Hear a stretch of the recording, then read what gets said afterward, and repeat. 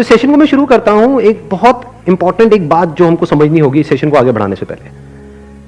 हमारा जो भी एजुकेशन सिस्टम है या जो भी बचपन से आज तक हमारी कंडीशनिंग हुई है, वो पूरा फोकस सिर्फ एक ही चीज के ऊपर है, वो है कि पैसा कमाओ। सब एग्री करते हैं इस बात से? तो पैसा कमाने पे तो सबका फोकस है, लेकिन कुछ ऐसा है जो इससे बहुत इंपॉर्टेंट है, उस पर किसी का फोकस नहीं है। पैसा कमाने से भी ज्यादा जो इंपॉर्टेंट है वो है कि आपने कितना पैसा बचाया। इंपॉर्टेंट है या नहीं है लॉन्ग टर्म में? सपोजिंगली आपने 50,000 रुपए महीने का कमा तो लिया, लेकिन आपके खर्चे हैं 55,000 रुपए के, क्या करोगे? तो कितना आपने कमाया उससे ज्यादा इंपॉर्टेंट है आपने कितना बचाया। कितना बचाया इससे भी ज्यादा इंपॉर्टेंट है कि जो बचाया उसको किस तरीके से इन्वेस्ट किया।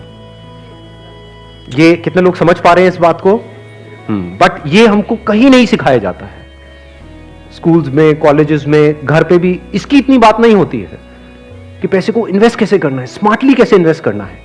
क्योंकि अगर आपको स्मार्टली इन्वेस्ट करना आता है और आप मान लो महीने का, मैं बहुत बड़ी बात नहीं करता, 2-3 हजार रुपए भी इन्वेस्ट करते रहते हो अभी से, इस एज ग्रुप से, which is around 25 years 30 years, तो आने वाले 20 साल बाद, 30 साल बाद पता है आपके अकाउंट में कितना पैसा हो सकता है? अगर स्मार्टली इन्वेस्ट करते हो तो करोड़ों रुपए हो सकते हैं। तो this topic today is extremely important, चाहे आप मेल हो चाहे फीमेल हो। और जरूरी नहीं है ये उन्हीं लोगों के लिए है जिनकी एज ग्रुप 25 साल है, 30 साल है, 35 साल है, क्योंकि इन बातों को सीखना एक्चुअल में जरूरी है at as young of age as possible. यानी अगर आपकी एज 18-19 साल, 20 साल भी है, जो लोग कैमरे पे देख रहे हैं उनको मैं बोलता हूं, जो वीडियो में देख रहे हैं, कि अगर आपकी एज 18-19 साल है, 20 साल है, तब भी आपके लिए सेशन बहुत इंपॉर्टेंट है, इनफैक्ट ज्यादा इंपॉर्टेंट है। और मेरे को आइडिया कहां से आया ये सेशन करने का? मेरे एक फ्रेंड है, मेरी वैसे उनसे बातचीत हो रही, उन्होंने मेरे से पूछा कि यार मेरे पास में कुछ फंड पड़ा हुआ है, मुझे क्या करना चाहिए, उसको कहां इन्वेस्ट करना चाहिए? कुछ आइडियाज हैं आपके पास? नहीं, उन्होंने मुझसे पूछा, आप क्यों बीच में टांग अड़ा रहे हो? सीधा ही म्यूचुअल फंड है। तो उन्होंने मेरे से पूछा, तो मैंने ये नहीं कहा जो इन्होंने कहा। मैंने सबसे पहले उनसे ये पूछा, मैंने कहा आपने क्या किया हुआ उस पैसे का और कितना पैसा आपने जोड़ा हुआ है? तो उन्होंने बताया मेरे अकाउंट में अराउंड 4-5 लाख रुपए पड़ा हुआ है। मैंने कहा अकाउंट में मतलब? कहते सेविंग्स अकाउंट में। And it's a huge blunder. और आप में से भी बहुत सारे लोगों के अकाउंट में पैसा पड़ा हुआ, कितने ऐसे हैं यहां पर? सेविंग अकाउंट में इंटरेस्ट कितना है पता है? 3%, 3.5%। इन्फ्लेशन कितनी है? इन्फ्लेशन पता है ना हम सबको क्या है? मान लो आज हम पेट्रोल खरीदते हैं, कितने का है पेट्रोल? कितने रुपए लीटर है? 73। ये आज से 20 साल पहले कितने का था? 20-25 रुपए का। तो 25 रुपए से बढ़ करके आज कहां हो गया है? 73 पे पहुंच गया। तो ऑलमोस्ट 3 गुना बढ़ गया है। तो अगर वो पैसा आपके सेविंग अकाउंट में पड़ा होता तो क्या वो 3 गुना बढ़ जाता? तो आप लॉस में हो। समझ गए? इन्फ्लेशन का जो रेट है अप्रोक्सीमेटली आप कह सकते हो 6% के आसपास मान लेते हैं, वो वेरी करता रहता है। बट अगर 6% इन्फ्लेशन है और 3% आप अर्न कर रहे हो उस पैसे पे, तो आप कमा नहीं रहे हो, आप गंवा रहे हो, क्योंकि उस पैसे की वैल्यू कम होती चली जा रही है और आप खुश हो रहे हो कि मैं पैसा जोड़ रहा हूं। आप जोड़ नहीं रहे हो, आप बेवकूफी कर रहे हो। तो इस तरह की कुछ चीजें हैं जो हमको सीखनी बहुत जरूरी है। और जैसे मैंने उनको ये बात बोली तो it was a surprise for him. मैंने कहा ये पैसा सेविंग्स में क्यों पड़ा है, इसकी एफडी क्यों नहीं कराई? क्योंकि एफडी में एटलीस्ट 7% इंटरेस्ट है। कहता मैंने कभी सोचा ही नहीं ऐसे, मेरे को किसी ने बताया ही नहीं इसके बारे में, कभी सिखाया ही नहीं। और ये कोई छोटी प्रॉब्लम नहीं, बहुत बड़ी प्रॉब्लम है। मैंने कुछ कैलकुलेशंस करी, फिर उनको मैंने बताया। मैंने कहा अगर सिर्फ इतना सा स्टेप हमने उठा लिया ना, इतना सा जो कुछ भी नहीं है, कुछ घंटे का है, कि जो सेविंग में पड़ा है उसकी एफडी करानी है। एफडी भी अलग अलग ड्यूरेशन की करा दी। कुछ जो हमको पता है कि अभी इमीडिएटली काम नहीं आना है, उसकी मान लो 3 साल की करा दी। कुछ लगता है इमीडिएटली काम आना, तो 6 महीने की एफडी करा दी। अगर इतना सा भी हमने स्टेप उठा लिया तो अगले आने वाले 20 साल बाद कितने का फर्क पड़ जाएगा? Any idea? लाखों रुपए का फर्क पड़ेगा, कम से कम 20 लाख रुपए का फर्क पड़ेगा आने वाले 20 से 25 साल में। तो मैंने कहा वो जब 20-25 लाख आएंगे, अब ये करोगे तो हो ही आप, जो मैंने बताया है, तो उसमें से कुछ थोड़ा इधर भी दे देना भाई। आपने कितना पैसा कमाया उससे इंपॉर्टेंट क्या है? कितना बचाया। अब पैसे को बचाते कैसे हैं?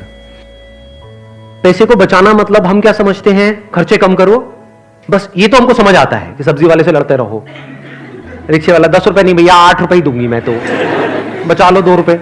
इसकी मैं बात नहीं कर रहा हूं, मैं बात कर रहा हूं थोड़ी बड़ी गेम की। जहां पे हम कुछ बेवकूफों वाले स्टेप्स उठाते हैं और अपना करोड़ों का नुकसान कर बैठते हैं। मैं 2-3 रुपए की, 5 रुपए की बात नहीं कर रहा हूं।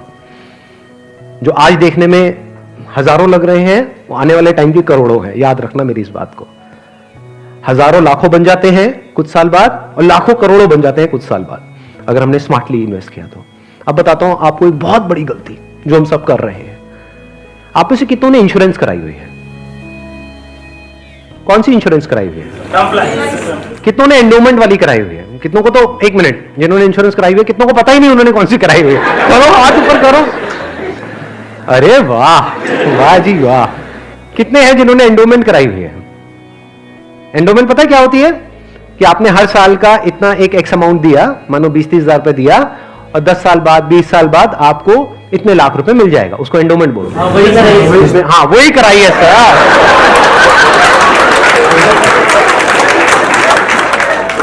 क्या सर एंडोमेंट पेंडोमेंट बोलते? सीधी बात करो ना। इंश्योरेंस का मतलब लोग यही समझते हैं इंडिया में कि हर साल का इतना पैसा जाना है, इतना प्रीमियम जाएगा, 20,000, 30,000, 40,000, और 20 साल बाद आपको इतने लाख रुपए मिल जाएगा। मान लो 20 लाख रुपए मिल जाएगा, जो सुनने में बड़ा अट्रैक्टिव लगता है। बेवकूफों वाला स्टेप है ये। कितनों ने टर्म इंश्योरेंस कराई हुई है? हार्डली 3 या 4 या 5 लोग। कमाल जी कमाल। देख लो कितना बड़ा ब्लंडर है ये भी आप सपने में भी नहीं सोच सकते। और ये आपको कोई नहीं बताएगा, ना कोई बैंक वाले बताएंगे, ना कोई इंश्योरेंस एजेंट बताएगा, ना आपका कोई दोस्त बताएगा, क्योंकि जब पैसा बीच में आ जाता है तो यारी दोस्ती सिर्फ नाम की होती है। दारू पी रहे हो और तुम मेरा भाई है, मैं तेरे साथ में कभी कुछ गलत नहीं कर सकता, ले तू एंडोमेंट करा और तुम मेरे पे छोड़ दे यार। और आपको पता ही नहीं आपका कितना बुरी तरीके से कटा है। तो अब ध्यान से समझना, ये जो टर्म इंश्योरेंस है ये आपको कराने के लिए कोई नहीं बोलेगा। क्यों? क्योंकि इसमें जो इंश्योरेंस एजेंट है उसको पैसा ना के बराबर मिलेगा। जो एंडोमेंट प्लान्स होते हैं, जो यूलिप्स होते हैं, उसमें उनको अच्छा खासा कमीशन मिलता है। कुछ केसेस में 30% तक भी मिलता है। अगर आपने मानो 20,000 की इंश्योरेंस कराई तो 30% कट गया आपका। आपका कट नहीं गया है, पैसा आपका कट गया है। 6,000 रुपए गया। अगर 6,000 रुपए वैसे कहीं पे खो जाते हैं या नहीं मिलते हैं या कोई लेकर के आपसे भाग जाता है, कितने दिन तक टेंशन रहती है? मजे की बात क्या है, आपको पता ही नहीं है कि आपके साथ क्या हुआ है। ये जो टर्म इंश्योरेंस होती है इसमें ना के बराबर कटता है। इसमें बस एक पॉइंट होता है जिसको सुनते ही आप लोगों को झटका लगेगा, जिनका कन्वेंशनल माइंडसेट है। टर्म इंश्योरेंस क्या होती है कि आप इतना पैसा देते रहो, मानो आपने 10 साल दिया, 20 साल दिया, 30 साल दिया, 30 साल बाद आपको 1 रुपए भी वापस नहीं आएगा। ओ सर, ये क्या सर, वापस नहीं आएगा तो फायदा क्या? इंश्योरेंस किस लिए होती है? किस लिए होती है? कि कल को आपको कुछ हो जाए। ये बेसिक सी बातें बता रहा हूं आपको, ये नहीं पता है लोगों को। अभी देख लो कितनों ने हाथ उठाया था। बेसिक सी बात समझो, इंश्योरेंस का जो मतलब होता है वो होता है कि अगर आपको कुछ हो गया तो आपकी फैमिली को इतना पैसा मिल जाए कि उनको टेंशन ना हो। मान लो आप अर्निंग मेंबर हो फैमिली में, आप महीने का मान लो 30,000 कमा रहे हो, 40,000 कमा रहे हो, तो इंश्योरेंस का मतलब क्या है कि अगर आपको कुछ हो जाए तो आपकी फैमिली को इतना पैसा मिलना चाहिए कि उनके पास 40-50 हजार रुपए आता रहे। ये जो पॉलिसीज होती हैं, एंडोमेंट, यूलिप और ये सब जितनी भी होती हैं, इसमें कवर बहुत कम होता है। कवर का मतलब समझते हैं? कवर मतलब लाइफ कवर, जितने की कवरेज हुई है। कि अगर आप मानो 50,000 का प्रीमियम दोगे तो आपको कवरेज मिलेगी, अलग अलग प्लान में अलग अलग होती है, मान लो 10 से 20 लाख रुपए की। मान लो अगर आपको 20 लाख रुपए मिल भी गया आपकी फैमिली को आपके जाने के बाद में, अगर आप साल का 50,000 दे रहे हो तो इसका मतलब अच्छा खासा कमा रहे हो, मान लो लाख रुपए महीने का कमा रहे हो, तो क्या उस 20 लाख रुपए में आपकी सारी जो भी फैमिली की प्रॉब्लम्स है वो सारी सॉल्व हो जाएगी? तो करा क्यों रहे हो ऐसी इंश्योरेंस? बस लालच, कितने साल बाद कितना पैसा मिलेगा। 20 लाख को अगर आपकी फैमिली आपके जाने के बाद में बैंक में रखती है, वहां से कितना इंटरेस्ट आएगा? मान लो 7% भी आ जाता है, 7% कितना होता है? 1,40,000, 20 लाख पे महीने का कितना हुआ? 12,000 रुपए महीना। चलो 1 लाख भी हटा देते हैं। अगर आपकी सैलरी 50,000 थी तो क्या 12,000 रुपए महीना बहुत है आपके लिए, आपकी वाइफ के लिए, आपके बच्चों के लिए, आपके मदर फादर के लिए, सबके लिए बहुत है? बिल्कुल। तो फिर ऐसी इंश्योरेंस हम क्यों कराते हैं? क्योंकि हम इन चीजों में कभी दिमाग ही नहीं लगाते हैं, कोई और हमारे लिए दिमाग लगा रहा होता है, कोई एजेंट या फिर बैंक वाले फोर्स कर रहे होते हैं। आजकल ये नया ट्रेंड चल गया है कि आपके बैंक अकाउंट में थोड़ा सा भी पैसा पड़ा होगा तो बैंक से फोन आ जाएगा। हो रहा है ऐसा है, नहीं हो रहा है कि क्यों रखा हुआ है, ये करा लो ना, वो करा लो ना। अब वो क्या करवाने को बोलेंगे आपको, जिसमें आपका फायदा है, जिसमें उनका फायदा है। इस बेसिक सी चीज को समझ लो। तो टर्म इंश्योरेंस के लिए आपको कोई नहीं बोलने वाला। उल्टा अगर आप बोलोगे तो वो लोग मना ही करेंगे, आपको कहेंगे इसमें मिलना तो है नहीं, फायदा क्या है। अब टर्म इंश्योरेंस का फायदा समझो। यहां पे आपने एंडोमेंट में, यूलिप में कितना दिया, 50,000 साल का, और मिला कितना, कवर कितने का है, 20 लाख का मैक्सिमम। कई कई केसेस ऐसे भी हैं जहां पे 50,000 आपने दिया और 10 लाख का कवर है, और 10 लाख रुपए कुछ भी नहीं है अगर कुछ आपको हो जाता है तो। अब वहां पर क्या है, 10,000 रुपए आप देते हो साल का, और कवर कितना है, 1 crore. 1 crore approximately, depends upon the age. But 1 crore का आपको कवर मिला। 10,000 रुपए आपने साल का दिया, 1 करोड़ अगर उन्होंने बैंक में भी रखा तो कितना आया, 7 लाख रुपए साल का आया। महीने का कितना हुआ, अराउंड 60,000। बहुत है। अगर आप 50,000 रुपए कमा रहे हो, बल्कि 10,000 ज्यादा दे दिए। अगर आप मैं वही बोलने ही वाला था कि अगर आप जरूरत से ज्यादा लड़ते हो घर में तो आपके घर वाले खुश होंगे। चलो एक काम तो अच्छा किया जिंदगी में।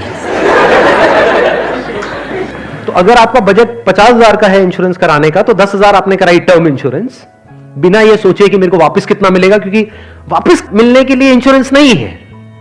इंश्योरेंस है लाइफ कवरेज के लिए। टर्म इंश्योरेंस मतलब क्या, कि आप उतना ही पैसा दे रहे हो जितने का आपको लाइफ कवर चाहिए। सिंपल।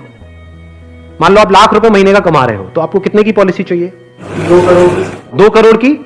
2 करोड़ के लिए कितने का प्रीमियम जाएगा साल का, 20,000 रुपए। बस, इससे ऊपर 1 रुपए भी देना इलॉजिकल है। इसको बोलते हैं पैसे को बचाना। और वैसे अगर आपको 2 करोड़ की कवर चाहिए एंडोमेंट पॉलिसी में, तो कितने का प्रीमियम देना पड़ेगा साल का, 10 से 20 लाख रुपए साल का आपको प्रीमियम देना पड़ेगा। मतलब जितना कमा रहे हो उससे ज्यादा देना पड़ेगा। समझ गए क्या हो रहा है? जो कमा रहे हो वो सारा इंश्योरेंस में जाएगा, तब जाकर के एक ढंग का कवर मिलेगा आपको। जब मैंने भी अपने घर में बात करी टर्म इंश्योरेंस कराने की अपनी, तो उन्होंने सबसे पहली चीज यही पूछी, मेरे जो फादर है, कि ठीक है ये तो समझ आता है कि इतना पैसा जा रहा है, 20 साल बाद कितना मिलेगा? मैं कुछ नहीं मिलेगा। मैं कहा हाँ अगर कुछ हो गया तो मिलेगा। कहता अरे नहीं नहीं बेटा ये क्या बात कर। मैं कहा इसीलिए होती है इंश्योरेंस पॉलिसी, मिलेगा। इस तरह से आप ज्यादा से ज्यादा कवर ले सकते हैं। Health insurance sir, health insurance is must, आज के टाइम में बहुत जरूरी है।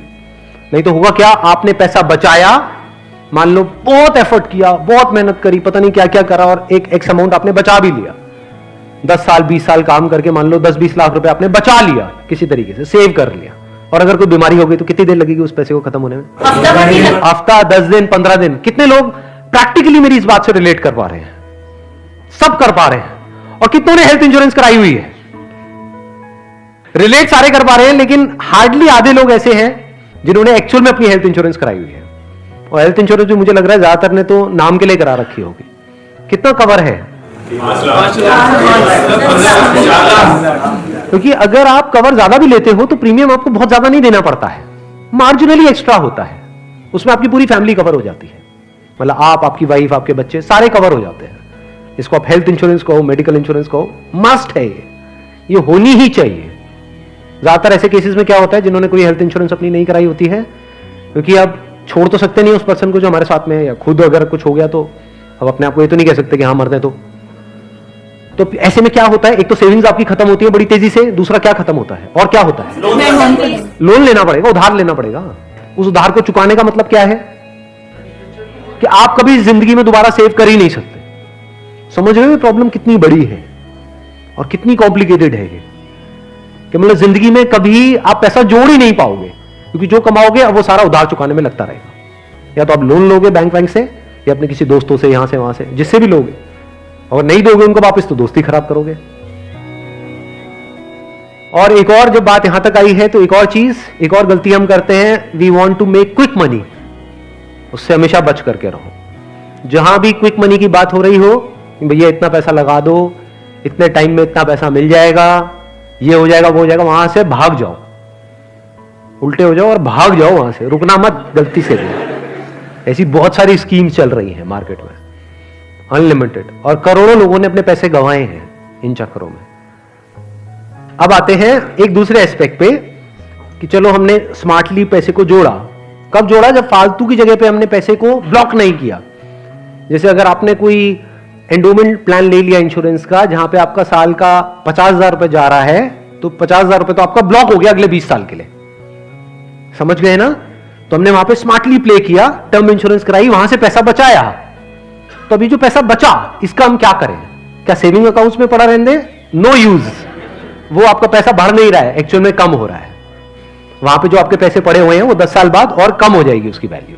तो करना क्या चाहिए? इतना पैसा जितना आपको लगता है कि यार मेरे को इमीडिएटली जरूरत पड़ सकती है, वो कितना है? जितना आपके महीने के खर्चे हैं, इंटू 6 कर दो। वो पैसा है जो आपको कभी भी जरूरत पड़ सकती है। तो उस पैसे की आपने एक 6 महीने की एफडी करा दी।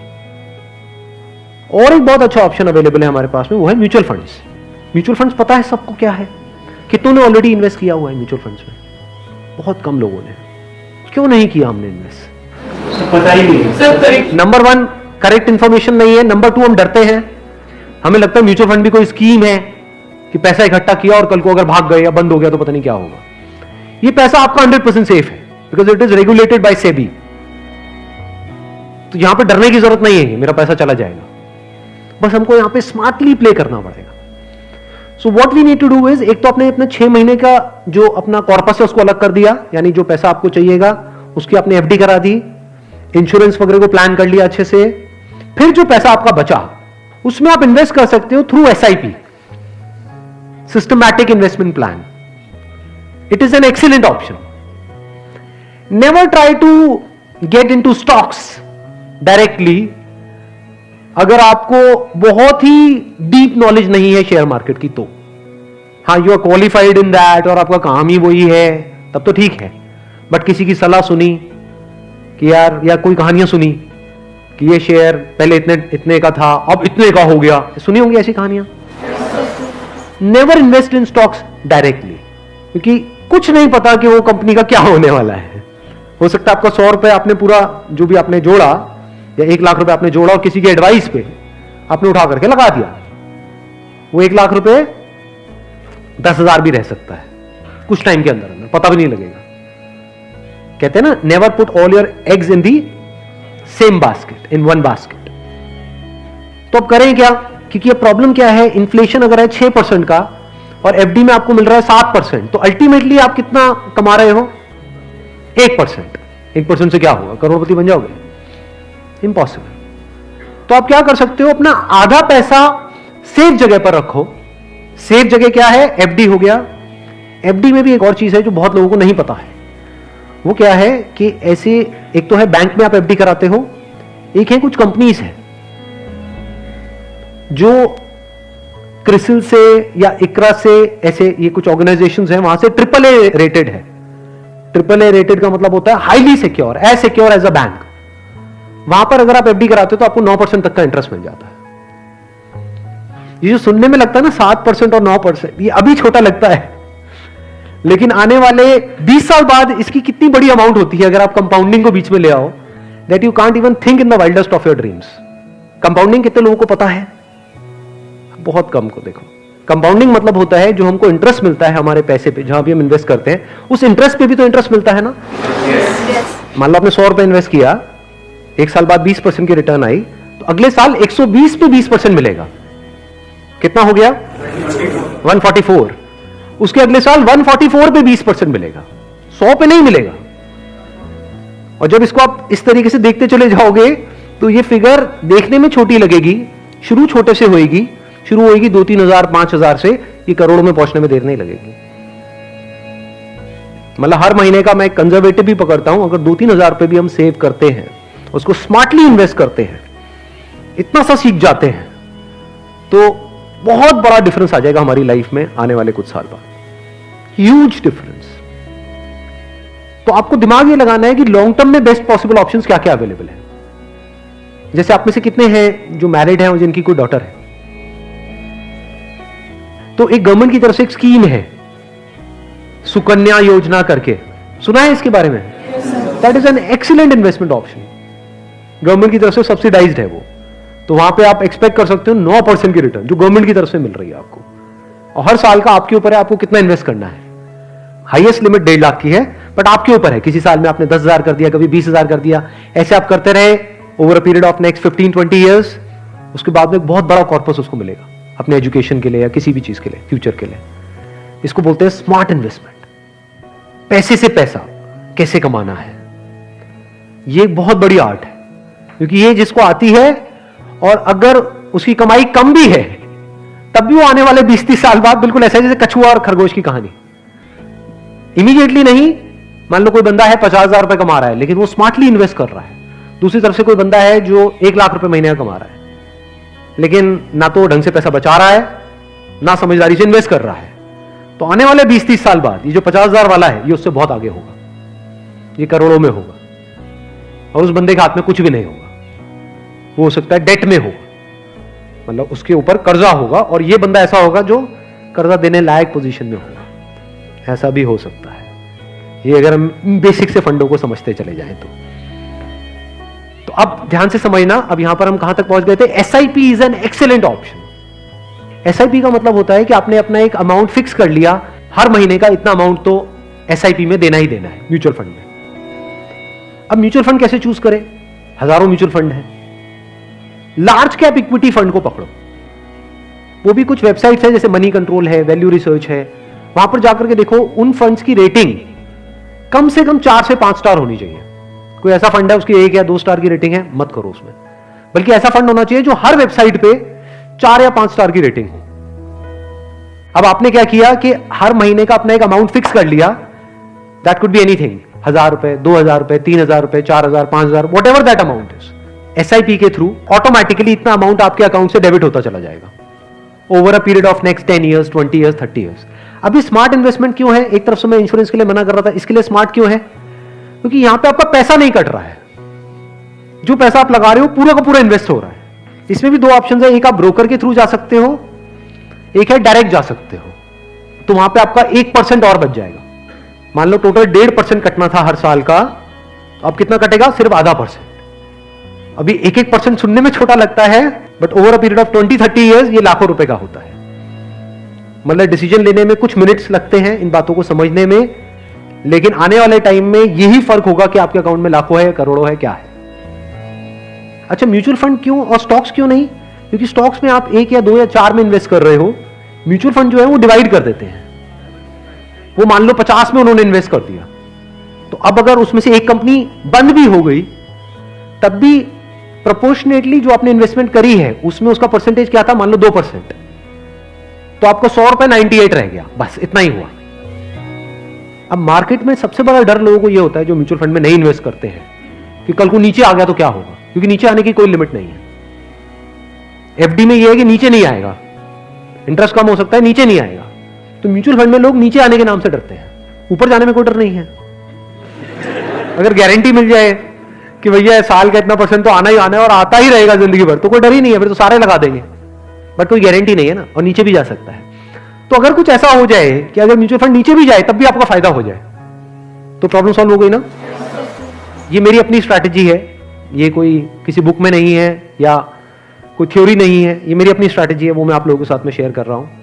आपको क्या करना है, मोटा मोटा स्टॉक मार्केट को ट्रैक करना है, हफ्ते में 1 दिन देख लो कि अभी कितने पे चल रहा है। मान लो एक पीक है, पीक अभी मान लो 40,000 है, अभी मार्केट चल रहा है अराउंड कितना? 37 के अराउंड चल रहा है। तो मेरी स्ट्रैटेजी क्या है, जैसे ही मार्केट 20% से नीचे गिर जाए कि मार्केट की ये पीक है, मान लो 40,000 है, अब मार्केट 30,000 पे आ गया है, तो आपने क्या किया, पहले इन्वेस्ट किया हुआ था एसआईपी में लार्ज कैप्स में, आप इमीडिएटली जैसे ही मार्केट 30 पे आई आप स्विच कर गए मिड कैप में, not even in small cap, mid cap. अब ऐसा क्यों किया? क्योंकि जब मार्केट 20% टूटेगा, सेंसेक्स का मतलब लार्ज कैप्स जो बड़ी कंपनीज हैं, जब मार्केट 20% टूटेगा यानी बड़ी कंपनीज के जो शेयर्स हैं वो 20% से टूटेंगे, तो जो छोटी कंपनीज हैं उनके शेयर्स 50 से 60%, 70% तक टूट जाएंगे। तो जब वो 60% टूटा तो 100 की चीज आपको कितने में मिल गई? 50 में या 40 में। तो जब मार्केट नीचे भी गया तो आपका फायदा हो रहा है। ये स्ट्रैटेजी समझ आ गई। वापस से जैसे ही मार्केट जो भी लास्ट उसकी पीक थी, मान लो 40,000, उससे 20% ऊपर गया तो मिड कैप से आप स्विच कर गए वापस से लार्ज कैप में। ये स्ट्रैटेजी जो है ये मैंने सीखी है वॉरेन बफे से। उनका जो बेसिक सा फंडा है, मतलब अगर एक लाइन के अंदर बोला जाए, वो क्या है कि जब मार्केट बहुत ज्यादा ग्रीडी हो तो डरो, और जब मार्केट डरा हुआ है तो ग्रीडी हो जाओ। बेसिक सा फंडा है। मतलब जब सब डरे हुए हैं तो थोड़े से लालची हो जाओ, और जब सब लालची हो रहे हैं, मतलब मार्केट ऊपर भाग रहा है, तो डरने लग जाओ। तो लार्ज कैप में डर कम है, मिड कैप में डर ज्यादा है। तो जैसे ही मार्केट नीचे जाएगा मिड कैप को सब छोड़ देंगे, उस वक्त आप उसको पकड़ लोगे। तो अब चाहे मार्केट ऊपर उठे तब भी आपका फायदा है, नीचे गिरे तब भी आपका फायदा है। आप वेट कर रहे हो, मैं आज एक्चुअल में वेट कर रहा हूं। लोग हैं डरते हैं, जो म्यूचुअल फंड में इन्वेस्ट करते हैं, स्टॉक्स में इन्वेस्ट करते हैं, लोग डरते हैं कि मार्केट नीचे ना आ जाए, मार्केट ऊपर जाए। मैं वेट कर रहा हूं, जाए तो सही नीचे। समझ गए? क्योंकि लार्ज कैप टूटेगा 20%, तो मिड कैप टूट जाएगा 60%। तो मेरा 100 रुपए लगा हुआ था तो 80 रह जाएगा, उस 80 को उठा करके मैं मिड कैप में डाल दूंगा, फिर आराम से बैठ जाऊंगा कुछ सालों के लिए। जैसे ही मार्केट ऊपर जाएगा, मतलब लोग लालच से तड़प रहे हैं, तब जैसे ही 20% ऊपर गया, मान लो 48,000 पे गया, मिड कैप से हट करके मैं आ जाऊंगा लार्ज कैप में, वापस से सेफ हो गया। अब जो नया पीक बन गया वो क्या बन गया? 48,000। आज की रेट में क्या है? 40,000। अब 48,000 पे 2020 चलेगा। आ गया गेम समझ में? तो यहां से आप पीसफुल हो, नहीं तो लोग डरे ही रहते हैं, म्यूचुअल फंड के नाम से डरते हैं। क्यों डरते हैं? और ये कम हो रहा है, कम हो रहा है, कम हो रहा है। कम हो रहा है तो बढ़िया है, तब भी आपका फायदा है, और बढ़ रहा है तो फायदा है ही है।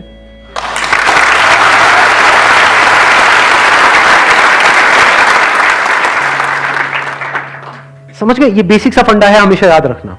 मतलब मासिस की जो साइकी है उससे आप कुछ अलग करोगे तभी आपके साथ कुछ अलग होगा, नहीं तो पूरी मार्केट रो रही होगी, आप भी बैठ करके रो रहे होंगे। अरे टूट गया, टूट गया, टूट गया, टूट गया, अरे गिर गया, गिर गया, गिर गया, गिर गया, मैं बर्बाद हो गया, मैं बर्बाद। बर्बादी में भी आपका जश्न होगा अगर इस तरह से आप समझ पा रहे हो तो। Thank you so much.